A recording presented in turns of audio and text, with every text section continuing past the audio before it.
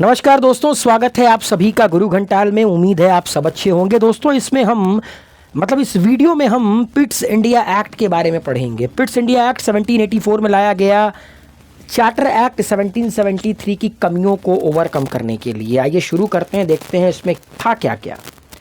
सबसे पहली चीज़ तो पिट्स इंडिया एक्ट को लाने के पीछे का बैकग्राउंड क्या था। The act purpose was to address the shortcomings of the regulating act of 1773 and bring the East India company rule in India under closer control of the British government. 1773 के charter act में जो भी drawbacks थे उसको overcome करने के लिए, जो भी शॉर्टकमिंग्स थी उसको ओवरकम करने के लिए पिट्स इंडिया एक्ट 1784 को लाया गया, ताकि ईस्ट इंडिया कंपनी का जो रूल भारत में था उसके ऊपर थोड़ा सा और कंट्रोल बनाया जा सके ब्रिटिश गवर्नमेंट का।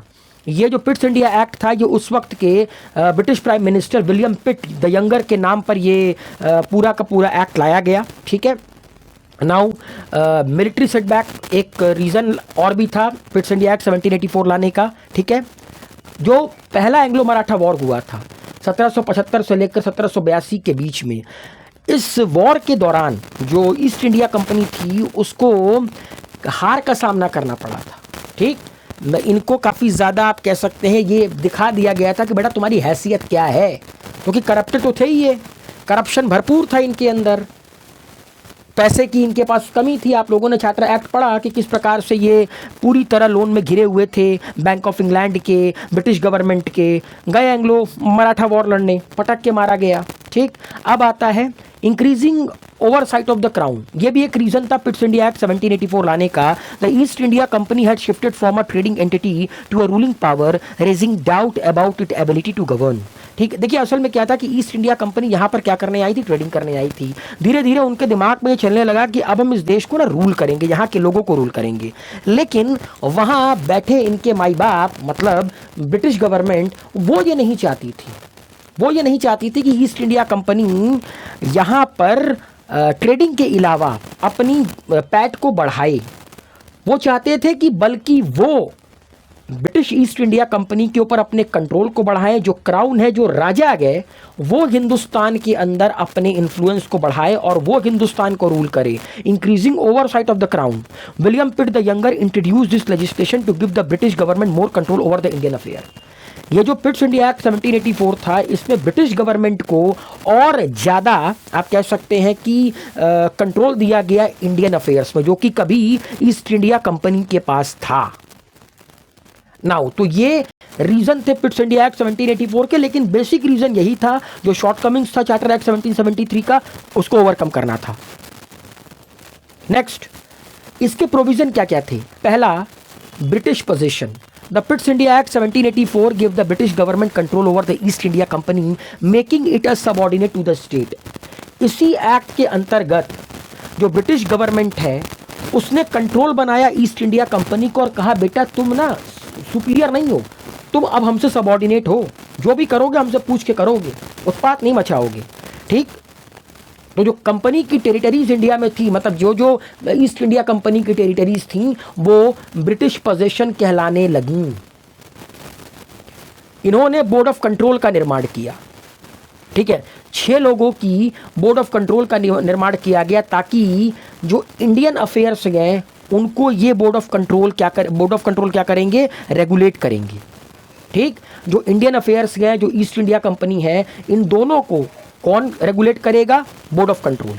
जिसमें कौन कौन था, सेक्रेटरी ऑफ स्टेट चेयरमैन था, इसके अलावा चांसलर ऑफ एक्सचेकर था, इसके इन दोनों के अलावा 4 लोग और थे, टोटल 6 लोग थे।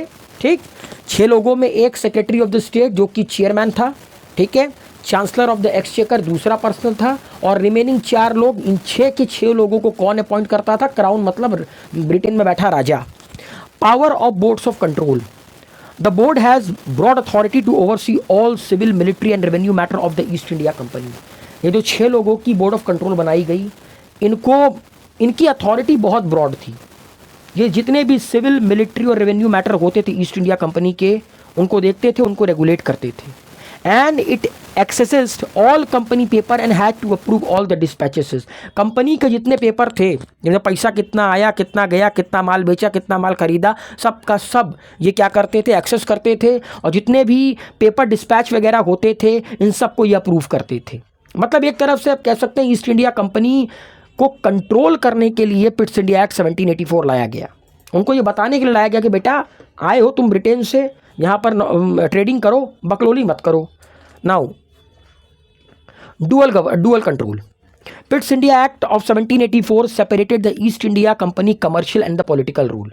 एक वक्त में ईस्ट इंडिया कंपनी का कमर्शियल रोल भी था और पॉलिटिकल रोल भी था, ये दोनों रोल ये परफॉर्म करते थे, लेकिन पिट्स इंडिया एक्ट 1784 ने इन दोनों को सेपरेट कर दिया। The company kept it's commercial activities, मतलब जो कमर्शियल एक्टिविटीज़ है वो कंपनी देखेगी, लेकिन जो ब्रिटिश गवर्नमेंट है वो बोर्ड ऑफ कंट्रोल के थ्रू पॉलिटिकल और एडमिनिस्ट्रेटिव अफेयर्स को देखेंगे। मतलब उनका जो पॉलिटिकल रोल था, उनका जो एडमिनिस्ट्रेटिव रोल था ईस्ट इंडिया कंपनी का, वो ब्रिटिश की सरकार ने, ब्रिटेन की सरकार ने छीन लिया, सेपरेट कर दिया और उठाकर दे दिया बोर्ड ऑफ कंट्रोल को। और आपको पता है कि बोर्ड ऑफ कंट्रोल में 6 लोग होते थे, जिसमें एक सेक्रेटरी ऑफ द स्टेट, दूसरा chancellor of exchequer, remaining 4 person, और इन सबको कौन अपॉइंट करता था? क्राउन अपॉइंट करता था। Governor general authority. Pitt's India act of 1784 reduce the number of the member in the governor general council in India to 3 member. आपने पढ़ा होगा कि रेगुलेटिंग एक्ट में यह कहा गया था कि जो गवर्नर ऑफ बंगाल है अब वो क्या कहलाएगा? Governor general of Bengal. ठीक, उसकी एग्जीक्यूटिव काउंसिल में वो और 4 मेंबर और होंगे। यहाँ पर 4 से 1 मेंबर हटाकर 3 मेंबर कर दिया गया उसकी गवर्नर जनरल काउंसिल में। ठीक, और इसमें कमांडर इन चीफ को इंक्लूड कर दिया गया। मतलब एक गवर्नर जनरल होगा, ठीक, एक कमांडर इन चीफ होगा, इसके अलावा आप कह सकते हैं कि 2 लोग और होंगे। मतलब जहां पहले 5 लोग थे अब 4 लोग हो गए।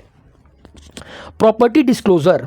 पिट्स इंडिया एक्ट ने ये कह दिया कि जितने भी सिविल और मिलिट्री ऑफिसर्स भारत के अंदर काम करते हैं, ठीक, खासकर जो ब्रिटेन से आए हैं, वो अपनी जितनी भी प्रॉपर्टी है, चाहे वो भारत में है चाहे वो ब्रिटेन में है, उसकी पूरी की पूरी इंफॉर्मेशन डिस्क्लोज करेंगे। और अगर कोई करप्टेड ऑफिसर गए तो उसके ऊपर हार्श पेनाल्टीज लगाई जाएंगी। अब सवाल ये उठता है कि पिट्स ऑफ इंडिया एक्ट का ड्रॉबैक क्या था? Ambiguities in the dual control system. ये जो डुअल कंट्रोल सिस्टम ये लेकर आए board of control and court of directors, ठीक, इनका ये बड़ा ही कॉम्प्लेक्स और बहुत ही कॉन्ट्राडिक्टरी गवर्नेंस स्ट्रक्चर था, क्योंकि बोर्ड ऑफ कंट्रोल और कोर्ट ऑफ डायरेक्टर की पावर के बीच में कोई क्लियर लाइन नहीं थी। सब एक दूसरे के मामले में इंटरफेयर करते थे। परसिस्टेंस ऑफ करप्शन, करप्शन रोकने के लिए बहुत कुछ किया गया, लेकिन भाई करप्शन था तो था। 1773 के रेगुलेटिंग एक्ट में भी यही दिक्कत थी, 1784 के पिट्स इंडिया एक्ट के ड्रॉबैक में भी यही दिक्कत थी कि करप्शन नहीं रुका, करप्शन नहीं रुका और लगातार होता रहा। Neglect of India interest. Revenue जिससे कमाते थे, जिसके देश में थे, उन्हीं लोगों को नेग्लेक्ट करते थे। 1773 के चार्टर एक्ट में भी यही किया, पिट्स इंडिया एक्ट 1784 में भी यही किया। जो करते थे खुद के लिए करते थे। तो बस इतनी सी बात पिट्स इंडिया एक्ट की। उम्मीद है पिट्स इंडिया एक्ट 1784 आप लोगों को बहुत अच्छे से क्लियर होगा। अगर वीडियो पसंद आया, वीडियो को लाइक शेयर कमेंट कीजिए, चैनल को सब्सक्राइब कीजिए, अपना प्यार बनाए रखिए। Thank you so much.